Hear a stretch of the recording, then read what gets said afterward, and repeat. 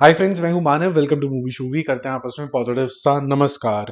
Game changer का अगर आपने अभी तक ट्रेलर नहीं देखा है तो देख लो। वैसे तो वो तमिल लेके आए, तेलुगु लेके आए, फिर भूल गए अरे हमने तो पैन इंडिया पिक्चर बनाई थी, फिर उन्होंने हिंदी का भी रिलीज कर दिया। मैंने अपना रिलीज कर दिया है विंडो की भी, मुझे किस तरीके का लगा। ऊपर से रामचरण जी की जो फैंस हैं जितने सारे, उन्होंने भी अपनी प्रतिक्रिया कर दी। ऑब्वियसली उनकी प्रतिक्रिया अपने फैंस के, अपने स्टार के हिसाब से ही होगी। उन्होंने उसी प्रतिक्रिया करी, उनमें से कोई भी गलत नहीं है।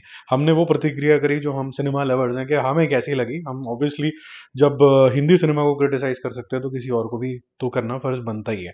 पुष्पा के बारे में बात करेंगे स्पेसिफिकली आज, क्योंकि एक क्वेश्चन आया था कल के एपिसोड के अंदर कि प्रॉफिटेबिलिटी के मामले में हम क्यों नहीं इसको ब्लॉकबस्टर बोल रहे हैं। कुछ लोग तो चिढ़ के बोल रहे हैं कि भाई ये ब्लॉकबस्टर नहीं बोलेगा, ये साउथ को पसंद नहीं करता है।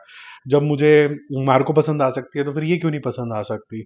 पॉइंट ये नहीं है, पॉइंट ये है कि किस पॉइंट और किस फिगर के ऊपर ये उस क्षेत्र में या किसी स्टेट में बिकी थी और इसने कितना कलेक्शन कर लिया। तो आते हैं इसके ऊपर, पहले फटाफट से बाकी चीजें कवर कर लेते हैं।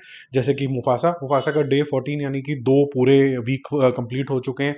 कल था इसका 10 करोड़ रुपीज का कलेक्शन, क्योंकि न्यू ईयर में छुट्टी थी, बहुत सारे लोग दोबारा से देखने गए और मिड ऑफ द वीक के अंदर ही काफी बड़ा उछाल आया था, इंक्रीज आया था। आज इसने किया है 3 करोड़ रुपीज जस्टिफाइड वर्किंग दिन वाले दिन। सब लोग बैक टू नॉर्मल हो चुके हैं। 125 करोड़ जो है वो 128 करोड़ इंडिया के अंदर हो चुका है और 3300 करोड़ लगभग लगभग वर्ल्ड वाइड हो चुका है। मार्को की बात करें तो इसके अंदर आपका तेलुगु वर्जन और हिंदी वर्जन का काफी अच्छा एडिशन आया कल। तो टोटल एक ही दिन का जंप कर गया था 5 करोड़ रुपीज। और जो आपका तेलुगु वर्जन है उससे ज्यादा हिंदी ने कंट्रीब्यूट किया था। हिंदी का जो टोटल था कल तक का था वो 4.5 करोड़ रुपीस, तेलुगु वर्जन का था 1.1 करोड़ रुपीस और मलयालम वर्जन का 36 करोड़ रुपीस, जो कि अब थोड़ा स्लो डाउन होता चला जा रहा है।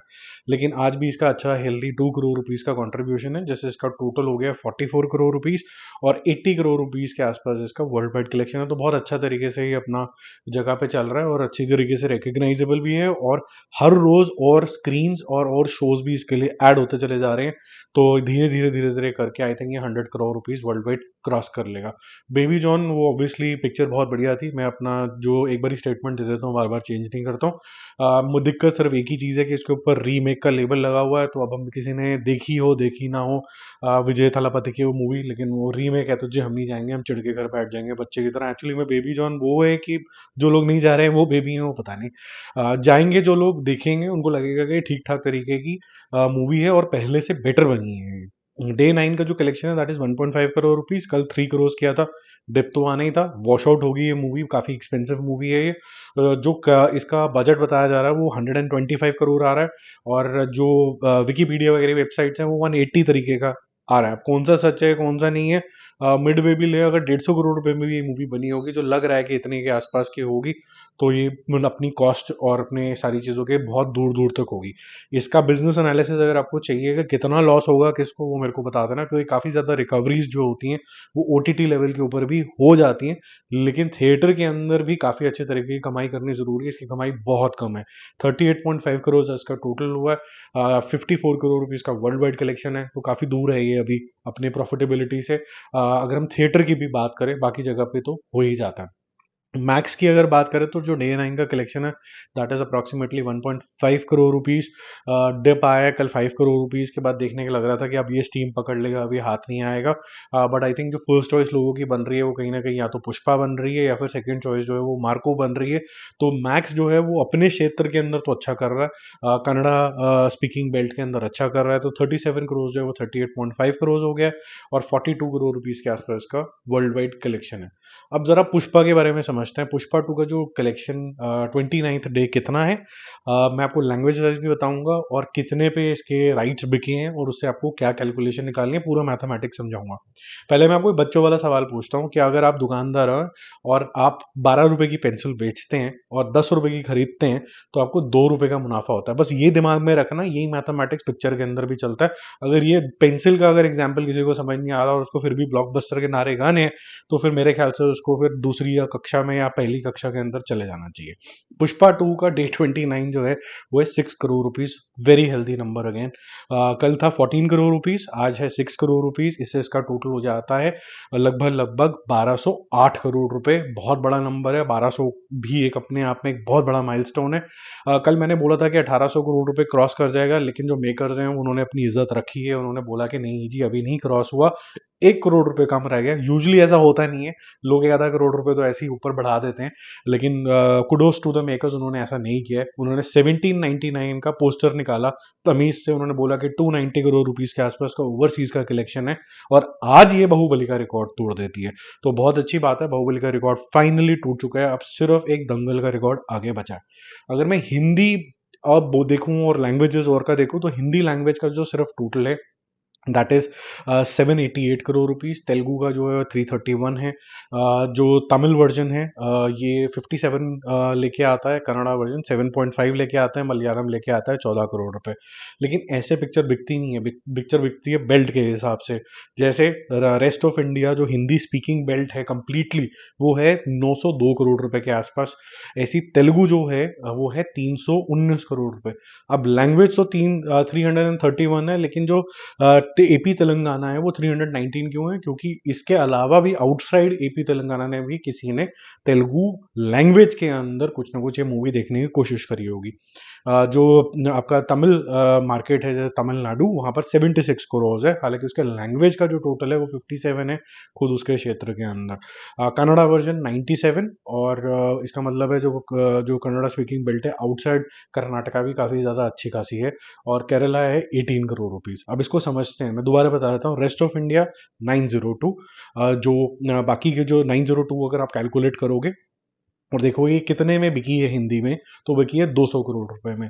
तो अगर आप 900 माइनस 200 करोगे तो होता है 700 करोड़ रुपए का एडिशनल दिस थिंग। और ये प्रॉफिटेबिलिटी किस पॉइंट पे शुरू हो जानी थी?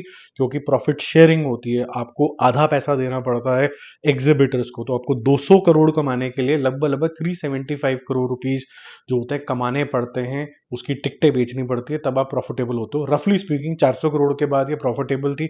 आज जैसे मैंने आपको बताया ये 902 के ऊपर बैठी है, तो काफी मैसिव जो है इसका आरओआई हो जाता है। आपने 200 लगाए और आपके जेब में देख लीजिए 902 आते हैं, इसका मतलब है इसको डिवाइड बाय 2 करिए तो आपको मिलते हैं 450 करोड़ रुपए, और आपकी जो प्रॉफिटेबिलिटी थी वो 375 करोड़ रुपीस के ऊपर थी। तो उसके ऊपर जितना पैसा है वो डिस्ट्रीब्यूटर के पास आता है। ऐसा नहीं कि 900 के 900 करोड़ रुपए जेब में आ गए, या फिर 200 माइनस कर दोगे 900 में से तो 700 करोड़ रुपए जेब में आ गए। इसको समझना बहुत ज्यादा जरूरी है।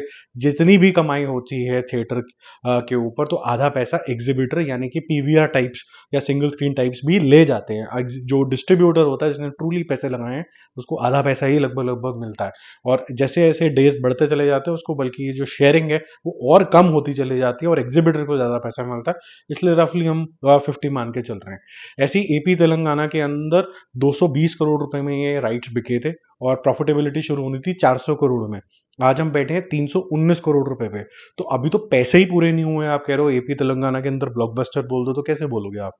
ऐसे ही अगर आप बोले कि टीएन के अलावा तमिल क्षेत्र में कर्नाटका, केरला, ये सारा ओवरऑल मिलाएं तो ये तीनों मिला के 100 करोड़ रुपए में बिके थे। प्रॉफिटेबिलिटी होनी थी 180 करोड़ रुपए के ऊपर। टोटल करोगे इन सब क्षेत्रों का तो बनता है 254 करोड़ रुपीस, यानी कि प्रॉफिटेबिलिटी 180 से ज्यादा, यानी कि 74 करोड़ रुपीस का इसमें प्रॉफिट ऑलरेडी आ चुका है। तो हिंदी में मैसिव प्रॉफिट आ चुका है, जो आपके बाकी के लैंग्वेजेस हैं उसके अंदर आ चुका है। इवन ओवरसीज के अंदर अगर हम देखें तो 140 करोड़ रुपीस का ओवरसीज का राइट बिका था। प्रॉफिट शुरू होना है लगभग लगभग 300 से, और ये 290 करोड़ रुपीस के आसपास है। सैटरडे संडे ऑनवर्ड्स ये भी प्रॉफिट के जोन के अंदर आ जाएगा। तो एपी तेलंगाना जो इसका खुद का गढ़ है, ये प्रॉब्लम थी महंगे एक्सपेंसिव राइट्स बेचने के चक्कर में, महंगी टिकटें बेचने के बावजूद भी वहां पर रिकवरी पूरी नहीं हो रही है। जो लोग समझदार हैं, जिनको बिजनेस ऑफ सिनेमा समझ में आता है, ये प्रॉब्लम पुष्पा 1 के टाइम में भी थी और पुष्पा 2 के टाइम में भी थी। एक्साइटमेंट लेवल सुपर हाई, वहां के लोग जो हैं अल्लू अर्जुन से या फिर पुष्पा फ्रेंचाइजी के, या फिर आप समझ लीजिए साउथ मूवीज के, इवन सुकुमार के बहुत सारे फैंस हैं, लेकिन वहां प्रॉफिटेबिलिटी निकल नहीं रही है। अब ये कोई बोलेगा नहीं, सब बोलेंगे कि पुष्पा बाबू आ गया, बस ये बैंड बजा बजाओ और ब्लॉकबस्टर बोल दो हर जगह पे। ब्लॉकबस्टर आप इमोशनली बोल सकते हो कि 1200 करोड़ रुपए नेट करना बहुत दम चाहिए किसी मूवी को करने के लिए, 1800 करोड़ करना बहुत दम चाहिए मतलब आप ये समझ लीजिए कि जब बाहुबली का पार्ट 2 आया था, एक फ्रेंचाइज बन चुकी थी, इतनी बड़ी फ्रेंचाइज बन चुकी थी, एस एस राजामौली थे उसके पीछे, तब जाके इतने सारे आए थे। यहाँ पर पुष्पा का जो फर्स्ट पार्ट था वो इतना बड़ा भी नहीं था, लेकिन पार्ट 2 में इतने सारे लोगों ने इसको प्यार किया, और हो सकता है कि 200 करोड़ रुपए और ऐड करके इवन दंगल दंगल का भी रिकॉर्ड तोड़ दे।